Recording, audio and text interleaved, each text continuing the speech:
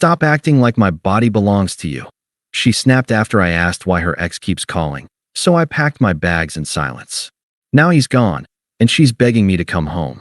Hey viewers, before we move on to the video, please make sure to subscribe to the channel and hit the like button if you want to see more stories like this. Thanks. When I first met Lena, I thought she was the kind of person who could make any room brighter. She had that rare mix of confidence and humor that pulled people in. At work functions or friend gatherings, she'd float around like she belonged everywhere, and somehow, she made me feel like I did too. I wasn't flashy. I worked in IT for a mid-sized tech company downtown. Lena worked in marketing for a boutique agency across town. My life before her was quiet, gym after work, video calls with my family on weekends, maybe a movie night here and there. She was the opposite. Social, always posting something witty, always getting tagged in photos with a dozen friends. I thought we balanced each other out. Her energy, my steadiness. When we started dating, she used to say things like, "I love how safe I feel with you." I didn't realize then that safe wasn't a compliment in her vocabulary. By the third year together, we moved in. It was her idea. We found a 2-bedroom apartment that split the difference between our jobs. I gave up the second bedroom, the one I'd planned to use as a small home office, so she could have her own content space for her side projects. I didn't mind. I liked seeing her happy. We were both on the lease, splitting rent 50/50ths, though I usually covered utilities and groceries without keeping score. At first, things were easy. We cooked together, stayed up too late watching shows, talked about traveling. I thought we were building a life. Then, little shifts started. She began going out after work more often, happy hours, team dinners, birthdays I'd never heard of. I didn't want to be the insecure boyfriend, so I never pressed. But I noticed her texts slowed down during those nights. One evening, I asked, "Everything okay lately? You've been really busy." She barely looked up from her phone. "It's called having a social life, Ethan. You should try it." It stung, but I let it go. I told myself she was just stressed, maybe feeling stuck in routine. Then she mentioned her ex for the first time in years. We were having dinner, and out of nowhere, she said, "Guess who texted me today? Caleb." I froze for a second, but tried to play it cool. "Caleb, as in your ex?" "Yeah," she said, twirling her fork like it was nothing. "He saw my latest post and said it made him laugh. We just caught up. It's not a big deal." I nodded slowly. "Didn't you two end on bad terms?" "He apologized," she said, shrugging. "People grow. We're adults." It's nice to talk to someone who remembers who I used to be.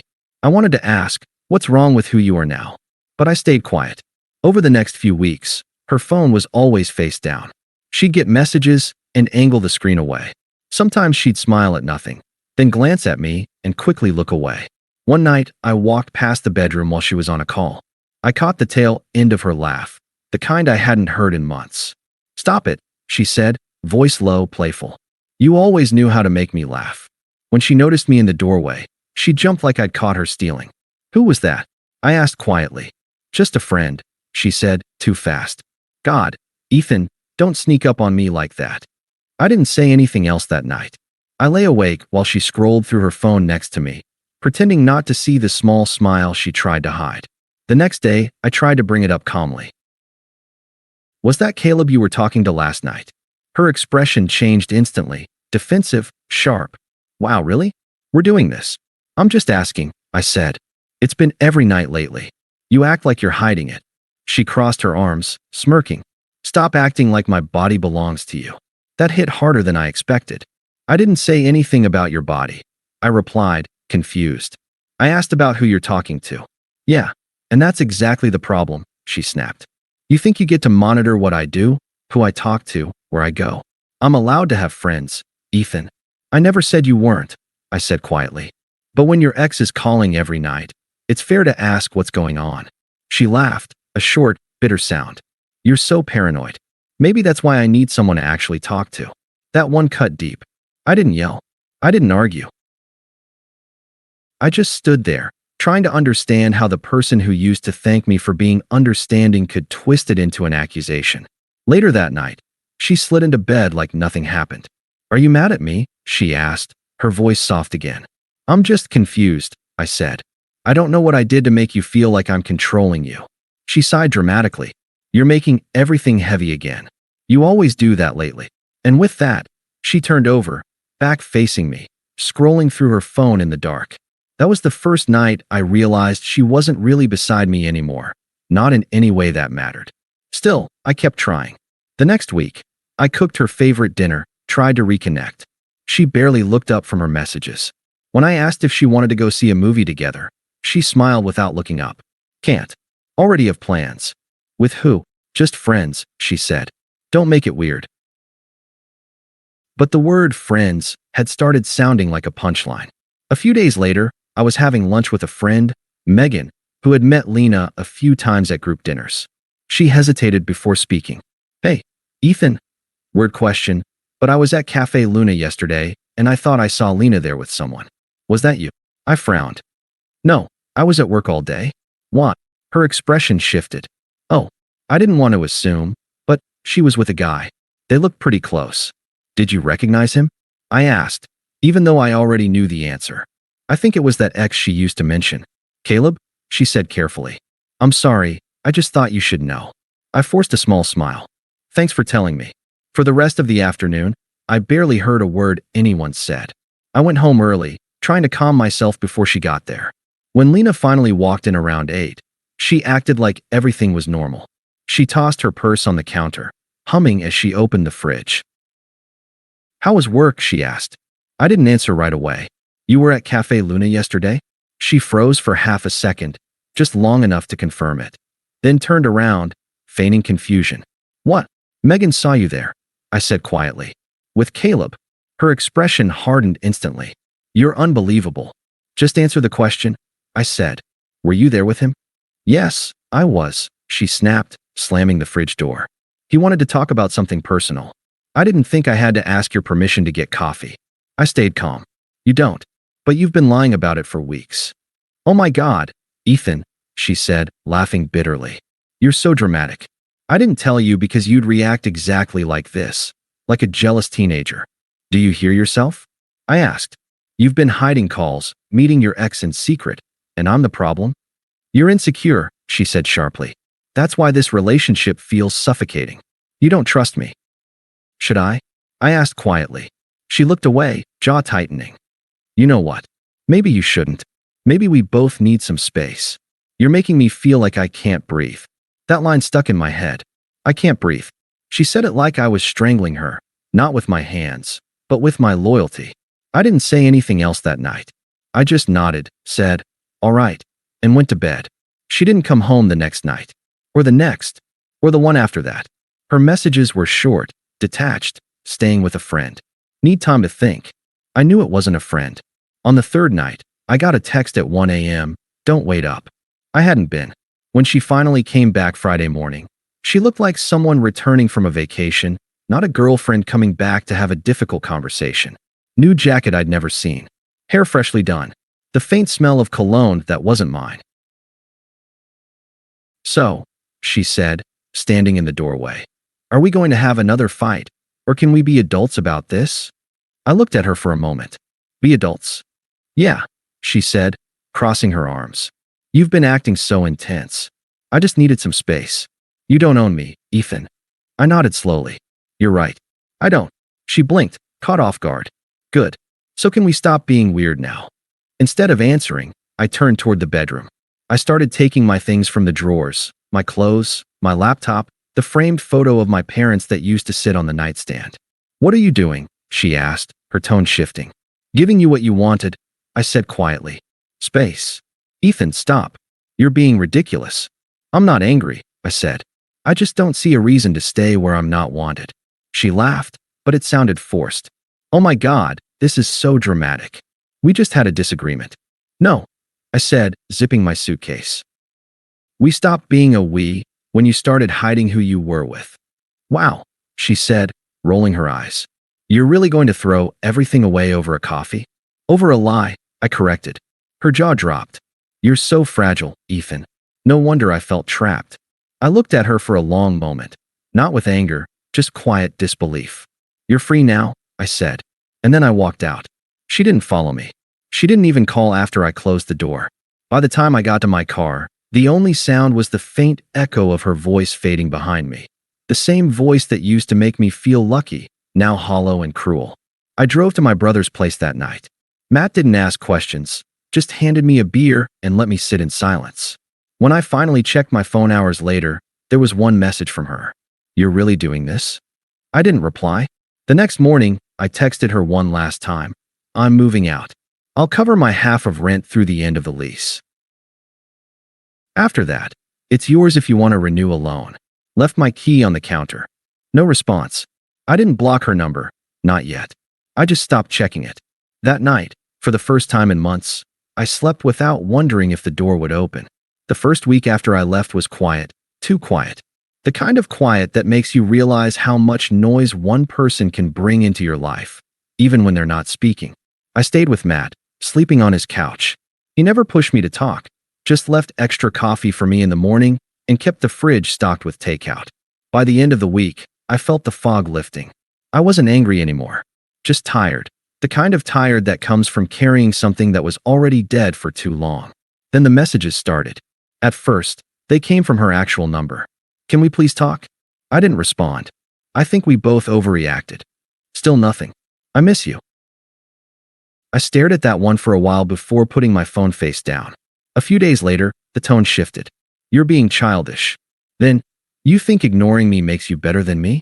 You're still the same cold, passive guy who made me feel trapped." I almost laughed at that one. Over the next few weeks, I threw myself into work. Without the emotional drain of wondering where Lena was or who she was with, my focus sharpened. I finished projects ahead of schedule, volunteered for initiatives I'd been too distracted to pursue before. 6 weeks after I left, my manager called me into his office. "We're creating a new operations lead position," he said. "You were the first person I thought of." Interested? I didn't hesitate. "Absolutely." 2 weeks later, it was official. New title, significant raise, better hours. The kind of opportunity I'd been working toward for years but couldn't see through the fog of my failing relationship.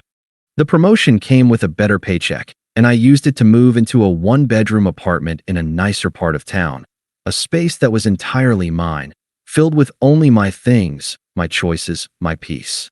Matt helped me move in on a Saturday. As we unpacked boxes, he finally asked the question he'd been holding back. "You doing okay, man?" "Yeah," I said and meant it. "I really am." He nodded. "She reach out lately?" "Not in a while," I said. I think she finally got the message. But I was wrong. Through mutual friends, I started hearing fragments of her unraveling. A college friend mentioned she'd seen Lena post something cryptic about toxic people and finally being free. Another friend said she'd quit her job at the marketing agency, something about wanting to pursue her passion projects full-time. I didn't ask for details. I didn't want them. Then, about 2 months after I'd moved out, I got a text from Josh, a mutual friend from our college days. "Dude, just saw your ex at North Sidebar. She's having a full meltdown. Thought you should know." I stared at the message for a moment, then put my phone away. Whatever was happening in her life wasn't my problem anymore. But 2 days later, Lena herself sent me a long, rambling message at 2 a.m. "You were right about everything.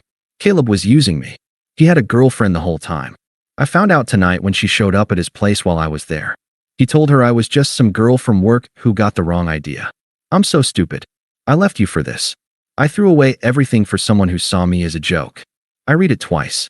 Then I deleted it without responding. The next morning, I woke up to 3 more messages. "Please, Ethan. I know I don't deserve it, but I need someone to talk to. I'm sorry. I'm so sorry. I see it now. Please." I didn't reply. A week later, Matt and I were at a coffee shop near my new place when I saw her. She was sitting alone in the corner, staring at her phone. No makeup, dark circles under her eyes, wearing an oversized hoodie I didn't recognize. She looked like someone who'd forgotten what sleep felt like. She noticed me and froze.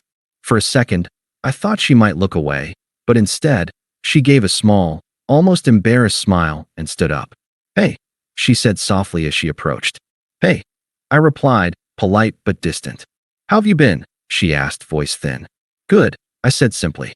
Her eyes flicked to Matt, then back to me. Can we talk? Just for a minute." Matt caught my eye. I gave him a small nod. "I'll grab us more coffee," he said, walking away to give us space.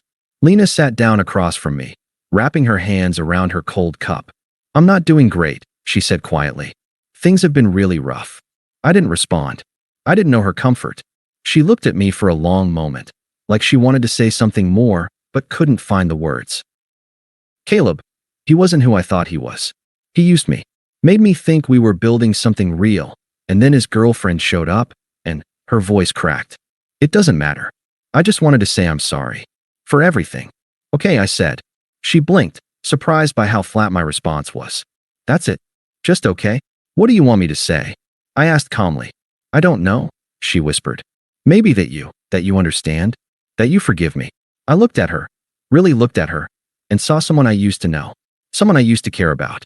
But the person sitting across from me now felt like a stranger wearing a familiar face.